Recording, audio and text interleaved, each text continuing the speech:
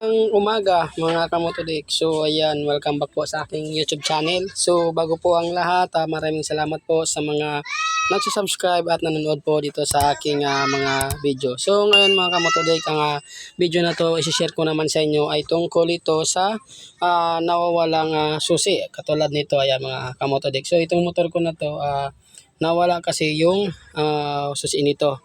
So ngayon, halimbawa may mangyari din sa inyo to, yung nawala yung susi nyo o kaya may kumuha ng ibang tao. So siyempre, lalo na sa mga lugar na wala kayong mahinga ng tulong para gawin yung motor nyo. So ngayon, ang isi-share ko dito mga kamotodik ay kung paano i-rekta or i-direct yung inyong motor para mapaandar nyo ito. So sa mga ganitong motor, katulad nito mga Rossi, so mga China motors, mga declats, ganito mga mahaba, hanapin nyo lang lagi yung accessories wire, yung color itim na wire. Ayan.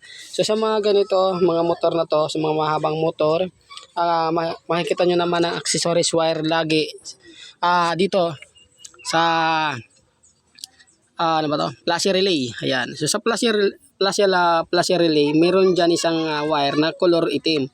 Yan. Sa mga China motors, katulad ng mga Honda, mga Euro, Rossi, Skygo, or Motorstar. So, accessories wire ay color itim. So, hanapin nyo lang po yung color itim na wire. So, dito madali lang tumahanap kasi gawa ng nasa labas lang yung kanyang flashy relay. Ayan. So, sa mga Honda Wave naman, mga XRM, so yung may mga pairings, pwede nyo nga hanapin yung accessories wire dun sa may brake switch nyo. Dito sa may meron din sa kamay, yun sa may manibela, yung color itim na wire doon na papunta sa ano nyo, sa preno, makikita nyo yan doon. So kung wala naman doon, halimbawa hindi nakakabit yung ano, ang brake switch nyo sa ano, manibela, yung dito sa may pot brake, so may makikita kayo dyan na brake switch, tingnan nyo lang yung color itim na wire doon. So gawin nyo ganito, balatan nyo yung color itim na wire. So pagka nabalatan nyo na yan, dugtungan nyo. Ayan, ganito. Pag nadugtungan nyo ng wire yan mga kamotodik, ikabit nyo naman yan, idugtong nyo naman sa color pula na wire. Yan, dito, papunta sa battery yan. Itong color pula na to mga kamotodik, yan. Galing to sa regulator, papunta sa battery. So dito natin idudugtong yung wire na kinabit natin sa accessories wire para mapaandar natin na walang susi. So ganun lang kasimple yan mga kamotodik. So ikabit ko muna to dito, ayan, ganyan. Kasi yung susi nito mga kamotodik ay nawala. So pinagtripan siguro ng mga bata. So ngayon, sa mga hindi pa po nakapag-subscribe at kung sakaling napadaan ka lang dito sa aking YouTube channel, so please pakiclick po ng subscribe button sa baba lang po ng video na to. At pakiclick na rin po yung notification bell para lagi po kayong updated sa mga bago kong video in-upload kagaya nito. So ayan, kabit ko muna to. So ayan mga kamotodik, naikabit ko na yung wire na manggagaling sa accessories wire at saka dito sa papunta naman sa color pula na wire. So itong ginawa ko nga pala ito mga kamotodik, para lang po ito sa mga battery operated na motor.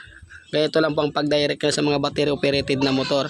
So sa mga hindi naman po battery operated na motor, katulad ng mga XRM na 110, yung mga stock na CDI pa siya, so pwede nyo naman pong hugutin lang po yung sakit ng inyong susian. So hugutin nyo lang po yung sakit nun.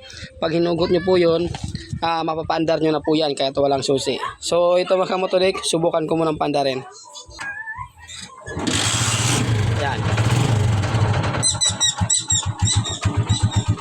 So ayan mga kamotodik, umandar siya kahit walang susi. Ayan. So ganyan lang po mga kamotodik ang pagrekta ng susian pagka nawala yung susi nyo sa mga ganitong battery operated na motor, katulad nitong mga Rossi na battery operated o kaya kahit anong klaseng motor basta naka battery operated, hirekta nyo lang po manggagaling sa accessories wire, dugtungan nyo papunta naman po sa positive ng battery o kaya sa manggagaling sa regulator.